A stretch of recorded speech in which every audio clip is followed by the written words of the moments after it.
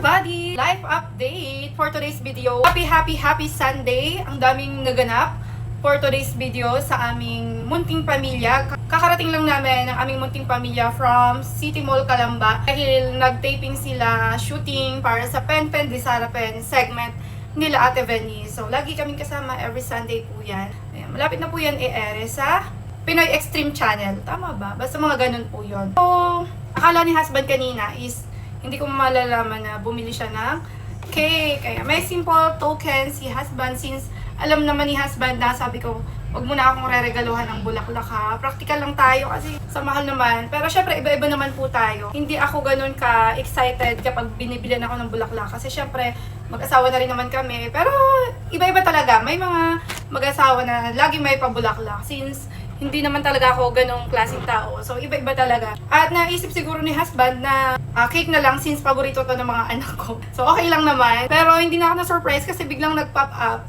yung ginamit niyang pang payment dito. Hawak ko yung phone. Ababi ko, may pa-red ribbon. So, hindi na ako na-shock nung paparating siya. Kaya binidyohan ko. Siguro, by next week ko na i-upload yung paparating niya. Habi ko, bumili siya ng cake sigurado kasi nag-pop up yung payment. Anyway, ito nga pala yun. Thank you so much. And open na natin. By the way, bago matapos ang araw na to, May 10, Happy Mother's Day po sa lahat ng superhero moms na katulad ko. Especially to my very loving, caring mother in the world, my Mama Suling. Happy Mother's Day sa'yo. Wish ko sa'yo na umaba pa yung life mo, mag-iingat ka palagi. And sa lahat po ng Mother Earth sa buong Pilipinas, Happy Mother's Day. At syempre, ito na po yung ating cake. Hindi po tayo titigil hanggat hindi natin naaabot yung ating mga pangarap, lalo na yung mga pangarap natin sa ating mga anak.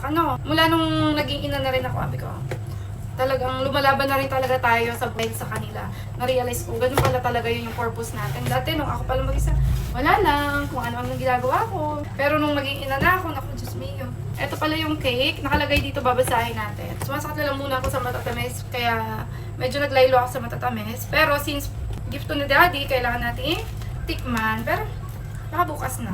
Anyway, ay wala siyang dedication. Kasi ganito yung itsura ng cake. Ang ganda. Wala siyang dedication.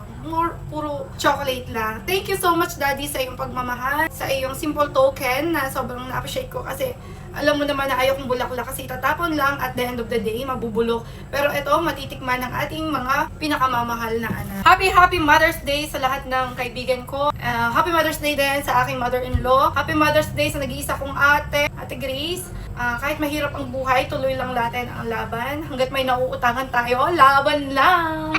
Lagi ko yung sinasabi na hanggat may nagtitiwala sa atin, nagpapautang, tuloy lang ang pangungutang. Walang makaka-stop sa atin. Wait lang yung sinaing. Mukhang masusunog na guys, wait lang. And sana po, by the way, wala po sanang sasama ng loob kung nag-PM po kayo, nag-comment sa akin. Kung hindi po ako kaagad nakakapag-reply or respond sa greetings nyo, sensya na po talaga kasi sobrang sumasakit na yung mata ko.